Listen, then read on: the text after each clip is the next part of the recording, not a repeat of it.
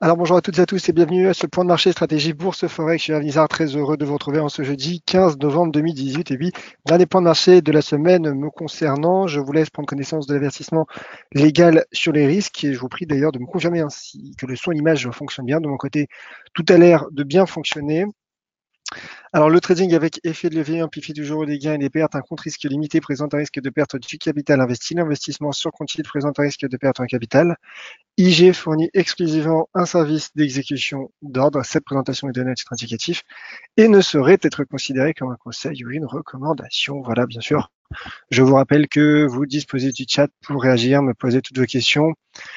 N'hésitez pas à me dire donc ce que vous pensez de toutes les stratégies que je vais donner à ce jour. Vous êtes nombreux d'ailleurs sur le chat, donc n'hésitez pas à l'exploiter. Bonjour Raymond, bonjour Antoine, bonjour Loïc, bonjour Jean. Et oui, en effet, je vous ferai encore une fois de m'excuser pour les petits problèmes de son que j'ai rencontrés hier.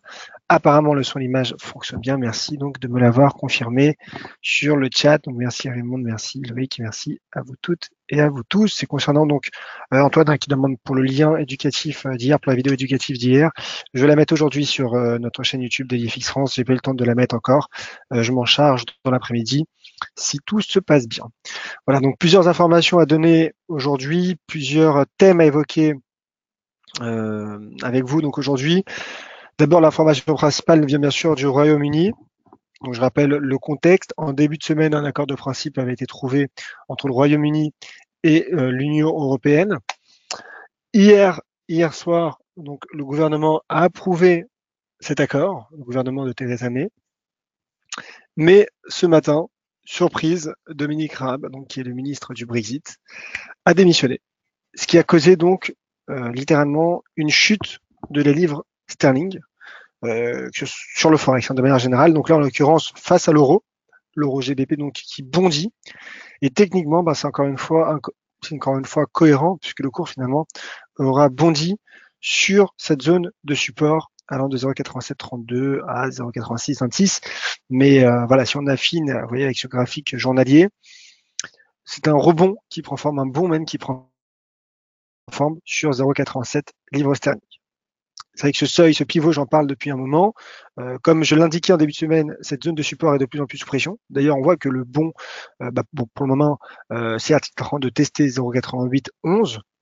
Mais si l'on regarde avec un peu plus de recul, eh ben, on se rend compte que depuis le 28 août, les creux sont de plus en plus bas sur le taux de change euro-GBP. Donc voilà, je reste quand même prudent, mais pour le moment, en tout cas, le marché confirme une nouvelle fois l'importance de cette zone de support. Mais voilà, le rebond me paraît, en tout cas, certes, il est, je dirais, assez inattendu, assez vigoureux. Maintenant, est-ce qu'il se prolongera sur du moyen long terme? Je n'en suis pas sûr. On voit qu'il y a déjà des prises de bénéfices, comme le montre la mèche supérieure. J'affine simplement en données intraday, en données 4 heures horaires pour voir s'il n'y aurait pas justement un pattern de retournement à la baisse. Bon, pour le moment, il n'y en a pas. Il y a simplement un retracement qui est plutôt logique suite à ce bond du taux de change euro-GBP. En tout cas, en données 4 heures, je n'en vois pas. En données horaires, alors, apparition d'un doji quand même en données horaires, avec un momentum qui s'essouffle. Donc pour le moment, la repli technique, hormis le doji, je ne vois pas d'indication particulière. Donc voilà, encore une fois, il y a un bond, mais je ne suis pas sûr que cela puisse se prolonger sur du moyen terme. On verra en tout cas ce qu'il en sera lors des prochaines séances, lors des prochaines semaines, puisqu'en effet, le dénouement du Brexit semble approcher, notamment suite donc à la réunion gouvernementale britannique qui a lieu hier. Le GBP USD à présent, le GBP USD qui lui aussi, je dirais plutôt cohérent du point de vue technique. Pourquoi? En raison de ce graphique qui arrive dans un instant. Le GBP USD, le voici. Donc pourquoi il me paraît cohérent techniquement? En raison de plusieurs éléments. Déjà, ce qu'il faut savoir, c'est que le cours évolue dans une tendance latérale depuis le 15 août dernier, entre 1,3272 et 1,2697. Et là, clairement, le cours est en train de retomber. Il est en train de retomber. Il a quasiment atteint, vous voyez, aujourd'hui, 1,2697. Bien qu'encore une fois, j'ai l'impression là qu'il tente, vous voyez, de tenir ce niveau de support intermédiaire, voilà, niveau de support que l'on pourrait faire partir du 21 août dernier à 1,28,016, 1,28,02. Donc, rectangle du GBP-USD. Je rappelle que le rectangle est une figure d'indécision. Ben là, cette indécision, on semble on peut la constater en tout cas du point de vue fondamental, mais également du point de vue technique. Donc là, en intraday, pour ma part, je reste à l'écart du GBP-USD. J'attendrai en revanche un éventuel test d'un 26,97 et voir comment le marché gérera ce niveau de support. Car en cas de cassure, bon, là, ce serait un risque baissier qui serait enclenché. Mais toutefois, en cas contraire de rebond, accompagné pourquoi pas d'un pattern de retournement à la hausse, ce serait plutôt une stratégie haussière que je serais susceptible de donner en direction d'un 29,44 et éventuellement 32,72. Donc pour le moment, j'attends de voir justement comment le marché gère ces niveaux de support. Voilà, donc ça c'est pour revenir sur l'actualité, car c'est vrai que la volatilité se trouve aujourd'hui principalement sur la livre sterling, mais elle se trouve également sur un autre actif, le cours du Bitcoin. Vous l'avez sûrement suivi hier, il y a eu une importante baisse du cours du Bitcoin qui, vous le voyez, a cassé sa zone de support majeure, sa zone de support que j'évoque depuis bien longtemps, zone de support entre 6 185 et 5 864 $. Pour le moment, il y a cassure en cours. Et il y a eu cassure validée en données journalières. Alors c'est vrai que la validation se fait normalement sur un graphique hebdomadaire, en données hebdomadaires, mais là en l'occurrence, on voit qu'il y a eu une nette cassure hier, après plusieurs semaines, voire quelques mois d'absence de volatilité sur le cours du Bitcoin. Hier, d'un coup, regain de volatilité et le cours donc qui enclenche un signal baissier en cassant 5 864 $. C'est vrai que c'est étrange car le cours du Bitcoin était soutenu par cette zone de support. D'ailleurs, support à 5 864 qui avait été relevé, vous voyez, à 6 185. D'autant plus que le Bitcoin avait franchi à l'entame du mois cette droite de tendance baissière de long terme. Alors certes, sans parvenir à relancer sa tendance, finalement, je pense que le Bitcoin paye un peu en quelque sorte le fait qu'il ait manqué ses opportunités de rebond sur cette zone de support depuis maintenant plusieurs mois. Voilà, donc là, je pense qu'il retombe en direction des 4 924 $, qui est le sommet de la séance du 1er septembre 2017. Et deuxième niveau de support majeur, je pense qu'il pourrait également attirer au cours du Bitcoin en cas de poursuite de cette baisse. Il se situe sur un mois à 3 225 $, qui est un ancien support, un vieux support du mois d'août et de septembre donc 2017. Voilà, donc chute du Bitcoin qui entraîne également les autres principales crypto-monnaies, à savoir notamment l'Ethereum. Alors, je vais peut-être pas m'attarder trop sur les crypto-monnaies car il y a pas mal de configurations sur lesquelles j'aurais bien aimé revenir, mais simplement un mot sur l'Ethereum. Donc voilà, qui lui aussi a cassé cette zone de support à 186. Mais vous voyez par contre l'Ethereum maintenant, là pour dégager une stratégie baissière, il est moins bien positionné car il teste un creux du mois de septembre. Donc là, à ce stade, je pense que le signal baissier sur l'Ethereum serait serait relancé du moins en cas de cassure des 168 $. Passons maintenant aux autres paires du Forex. D'autres paires, déjà, je vais revenir sur l'euro-NZD qui était, je rappelle, ma stratégie de la semaine, que vous pouvez retrouver donc chaque lundi, je rappelle, et qui a quasiment atteint notre objectif. Il a atteint un point bas à 1,6559, sachant que mon objectif donné vendredi était se situer à 1,6522. Donc voilà, il s'en rapproche. N'oublions pas que j'ai également parlé de cette zone de support entre 1,6580 et 1,6522. Donc là, il est en plein dedans. Alors que faire maintenant? Est-ce que dégager tout de suite une stratégie baissière serait intéressant? Non, du point de vue du ratio R3. et également du point de vue de l'analyse technique, car là, le cours est sur un niveau de support, une zone de support. Donc là, ce que l'on peut faire, déjà, c'est affiner en données 4 heures voire horaire, voir s'il n'y aurait pas un signal de retournement à la hausse. J'ai parlé hier justement des patterns, des configurations de retournement à la hausse selon l'analyse technique. Pour le moment, je n'en vois pas particulièrement. Ah si, peut-être, vous voyez, en données horaires. En données horaires, il y a une piercing line, j'ai l'impression, qui a pris forme. Mais nous sommes en données horaires. Donc en effet, ça pourrait provoquer un rebond de l'euro NZD. Donc ça pourrait être simplement, je dirais, symbolique en données journalières, mais en entraînant en effet le cours qui pourrait rebondir. Donc voilà, prudence notamment vis-à-vis de la stratégie que j'ai donnée. Alors c'était une stratégie de court moyen terme. Là on est vraiment sur de l'intraday pour cette piercing line. Maintenant en effet, ce que je voulais dire par là, c'est que c'est vrai que cette stratégie a produit pour le moment ses effets. Maintenant la relancer à ce moment, au moment même où je m'adresse à vous, là, ce serait quelque chose, bien sûr, de risqué du point de vue de l'analyse technique. Voilà donc pour l'euro NZD qui poursuit pour le moment sa baisse, à un rythme inférieur, certes, mais pour le moment, qui poursuit tout de même poursuit sa baisse. Alors, je vais parler de l'AUD aussi, l'AUD qui est l'une des devises les plus achetées en ce moment sur le Forex.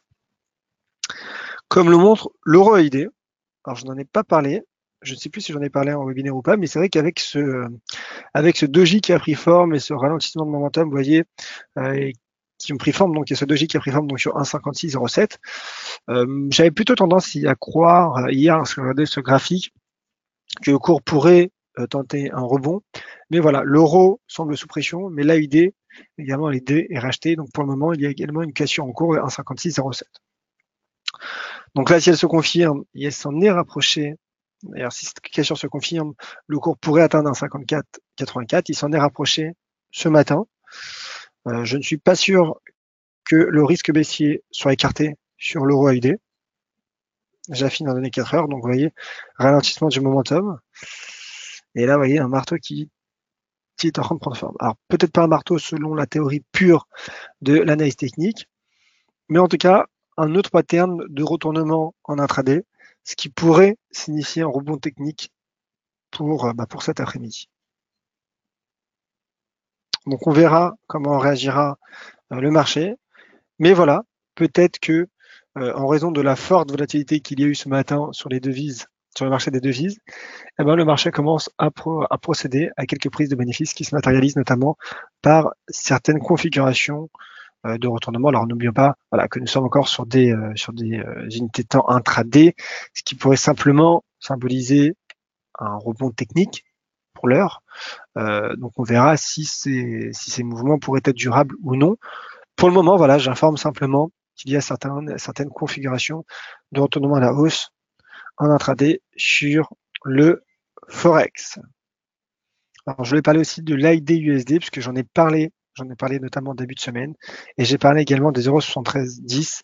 Ce qui est intéressant de constater sur l'AID USD, c'est bien qu'il est bondi. Je rappelle qu'il y a eu des bons chiffres de l'emploi qui ont été publiés l'année dernière en Australie. Donc, ce que je veux dire par là, c'est que malgré finalement ce bond, le cours n'a pas encore franchi cette résistance à 0,7310. D'où l'importance de respecter les seuils techniques, car là, je pense que le signal technique serait donné uniquement en cas de breakout de 0,7310.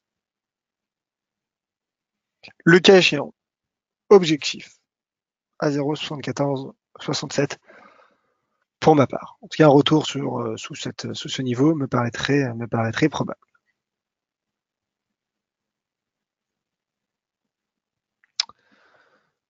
Alors, je jette en même temps un œil sur le chat. Alors, je vois qu'il y a une question sur le gouvernement britannique. On est à combien d'émissions dans le gouvernement de Theresa May depuis ce matin? Je n'arrive plus à suivre. Alors, c'est vrai que je n'ai pas le nombre exact, mais en tout cas, je pense que l'information principale, c'est bien sûr Dominic Raab qui est le ministre du Brexit, bien sûr. Ce qui a provoqué clairement un regain de volatilité sur la livre sterling et surtout qui a affaibli livre sterling, comme l'ont montré les graphiques des paires en livre sterling. Donc je me remets sur l'euro GBP brièvement. Voilà, vous le voyez, hein, d'ailleurs, c'est la bougie du jour. La réunion de Theresa May a eu lieu hier. Pas forcément de regain de volatilité, un petit peu, mais pas grand-chose. C'est surtout, vous voyez, donc la démission, je pense, la démission de Dominique Raab, qui a secoué en quelque sorte la livre sterling. Vous voyez, cette bougie donc qui part, ce qui est la bougie donc de 8h du matin, de 8h à midi, hop, qui s'est tout simplement enflammée. Voilà, donc n'hésitez pas d'ailleurs, si vous avez d'autres questions, que ce soit sur l'analyse technique ou l'analyse fondamentale, c'est le moment de me les poser. En attendant, je vais revenir sur les indices boursiers européens. J'en ai parlé également cette semaine. C'est vraiment les deux indices que j'ai principalement suivis cette semaine avec attention. Pourquoi? Car ils sont toujours sur des niveaux de support. Et bien qu'ils soient sous pression, on voit qu'il n'y a pas de cassure. Hier et encore ce matin, 11 410 ont été mis sous pression pour le DAX. Et le cours, pour le moment, tient et conserve ses chances techniques de remonter en direction des 11 690 points. Donc voilà, c'est vrai qu'il y a souvent on l'a vu cette semaine, ce matin également, particulièrement, regain de volatilité qui était plutôt néfaste donc aux indices européens, mais le marché se rassure de plus en plus et pour le moment en tout cas il tente même, vous voyez, éventuellement un petit rebond sur ce support de long terme à 11 410. Donc techniquement, je maintiens pour le moment statu quo vis-à-vis de ma stratégie, en tout cas de cette configuration que j'évoquais en début de semaine. Un retour sous 11 190 paraît à ce stade envisageable. Prudence bien sûr, car on voit que la zone de support, en tout cas le support, est de plus en plus sous pression. Donc comme je l'indiquais hier, le signal baissier pour le DAX serait donné en cas de cassure des 11 310 points. Ce qui n'est pour le moment pas encore le cas. Au contraire, le cours tente, j'ai l'impression, très timidement, de rebondir sur 11 410. Le CAC 40, enfin. Et ensuite, donc, je passerai aux éventuelles questions. Si vous souhaitez que je revienne sur un actif en particulier, c'est le moment. Le CAC 40 également. Vous voyez, ce matin, en regardant mon graphique, je me suis dit, mince, 5048 est encore sous pression. Mais quelques heures plus tard, voilà, je me dis, non, la bougie 4 heures clôture juste au-dessus des 5048. Vous voyez, 5049, elle a clôturé. Donc, pour le moment, le niveau de support tient. Et vu qu'il tient, je me dis donc qu'un rebond sur la partie supérieure de ce range entre 5172 et 5048 me paraît également envisageable. Encore une fois, ce scénario serait invalidé en cas de cassure de ce niveau de support majeur à court terme sur le CAC 40. Voilà, je pense avoir fait le tour des stratégies que je souhaitais évoquer avec vous ce jeudi. Ah oui, l'Eurocad, pardon. L'Eurocad simplement pour assurer un suivi, puisque j'en ai parlé en début de semaine. J'avais dit que le cours pouvait rebondir sur ce niveau de support à 1,48-49. Il a en effet rebondi. Hier, il testait 1,49-55. Là, au contraire, hier, j'appelais plutôt à la prudence, puisque sous résistance, on ne peut pas, moi pour ma part, je ne peux pas dégager de stratégie haussière. Mais là, le cours a franchi 1,4955 et il teste en tout cas le pullback. Donc on ne sait pas s'il y a pullback ou pas, je ne sais pas encore. Vous voyez d'ailleurs cette mèche inférieure paraît plutôt favorable a priori, puisque le cours aura finalement tenu, pour le moment en tout cas avec la bougie 4 heures, cette bougie 4 heures aura tenu 1,4955.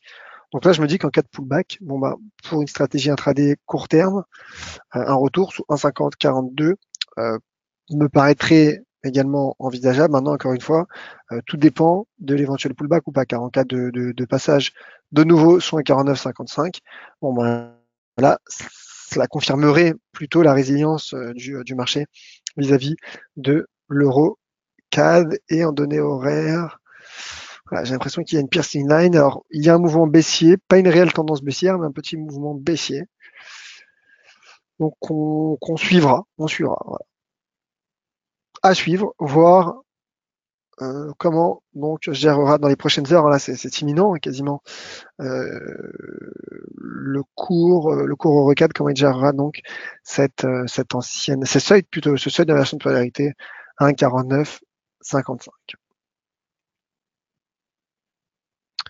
Et ben voilà, vous êtes une nouvelle fois nombreux d'ailleurs, j'en profite pour vous remercier.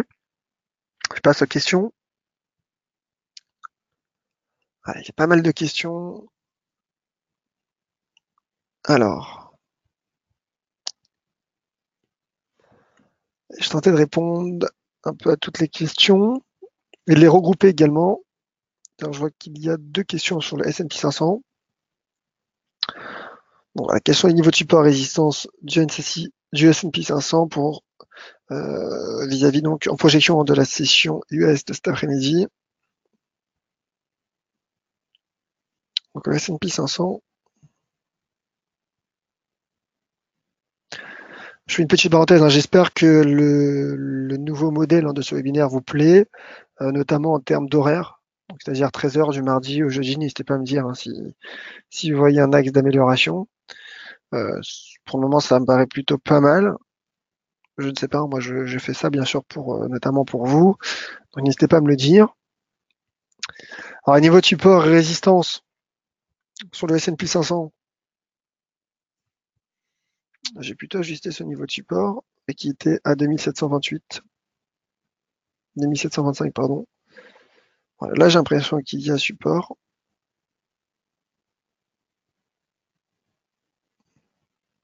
Il n'est pas parfait. Plutôt ici. Là je suis vraiment indécis sur le S&P 500. Ouais, niveau de support peut-être à 2703 points. Je vais ajuster également les ratios de Fibonacci qui pourraient eux aussi nous donner donc des niveaux de support et résistance potentiels. Alors, vous voyez les 2700 points qui coïncident quasiment avec les 50% de retracement. Il y a également 61,8% de retracement qui coïncident avec ces points hauts, vous voyez, des séances de fin octobre et ce point bas donc de la séance d'hier. Donc là, je pense que c'est la zone à surveiller à court terme, entre 2685 et 2710. Voilà, je pense que c'est la zone à surveiller. Et pour des niveaux de la zone de support, pour des niveaux de résistance, voilà, je pense qu'il y a celle à 2750 points. Voilà, c'est vrai que la configuration ne me plaît pas énormément, mais ce que l'on peut constater, c'est ce double rejet déjà, sous les 2815, ça fait un moment déjà. Maintenant, à court terme, voilà, j'ai l'impression qu'il y a une petite zone qui est en train d'être testée, d'autant plus d'ailleurs que vous voyez, hein, le MACD est en train de traverser en zone négative. Et si vous demandez mon opinion sur le S&P 500, c'est une opinion indécis. Alors, une paire que je n'ai pas évoquée, que je n'ai pas trop l'habitude d'évoquer, c'est l'USD MXN et c'est Rémi donc, qui pose la question. Potentiel baissier de l'USD MXN avec la hausse des taux de la Banque centrale mexicaine. Alors, c'est vrai que malheureusement, je ne suis pas les fondamentaux de l'USD, du peso mexicain, mais je vais regarder tout de même la configuration. C'est une paire intéressante. D'ailleurs, j'ai retweeté, je crois que c'était avant-hier, l'analyse graphique de Quasar, donc, qui est mon collègue de DailyFX hispanique, DailyFX en langue espagnole. Et justement, il publie souvent, je crois, des analyses sur l'USD MXN, donc c'est en espagnol, mais ça peut être intéressant pour ceux qui arrivent à traduire. Malheureusement, je ne parle pas espagnol. Mais j'ai retweeté justement son analyse graphique car voilà, elle me paraissait intéressante. C'est vrai que je ne couvre pas souvent malheureusement ce taux de change intéressant. Alors l'USD MXN, est-ce qu'il y a un risque baissier? Alors déjà, ce que je constate en données journalières, c'est qu'il y a un début de divergence baissière en effet. Divergence qui n'est pas encore validée car le RSI n'est pas encore passé. Vous voyez ce creux à 55. Donc pour le moment, petit repli. technique qui prend forme. Je vais passer en données hebdomadaires, déjà pour avoir une vision assez générale.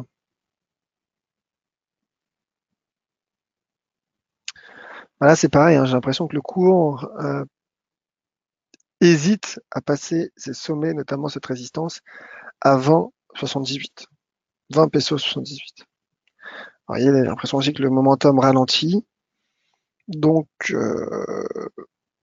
en effet, voilà, en tout cas, le cours est sous résistance. Donc, pour ma part, je ne donnerai pas de stratégie haussière sur l'USD MXN sous résistance. Maintenant, est-ce que l'on peut dégager une stratégie baissière? Alors, il y a contexte fondamental en effet, mais il y a aussi le dollar qui se cherche, qui oriente bien évidemment cette paire. Oui, sur du court terme, il y a un support qui est en train de prendre forme, hein, j'ai l'impression, à 20, 26. Mais regardez d'ailleurs, hein, si ce niveau de support casse dans les prochaines séances, heures, hein, puisqu'on en est en données 4 heures, eh ben, ce serait une épaule tête-épaule, hein, j'ai l'impression qu'il serait enclenché et donc qui pourrait reconduire le cours en intraday en direction des 20 pesos mexicains. Donc voilà, ligne de coup potentielle qui à 20 pesos 26 qui pourrait être donc le prochain pivot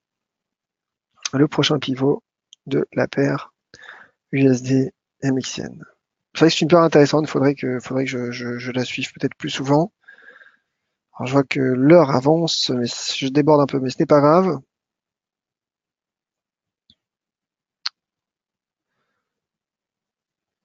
Alors, autre question sur du fondamental.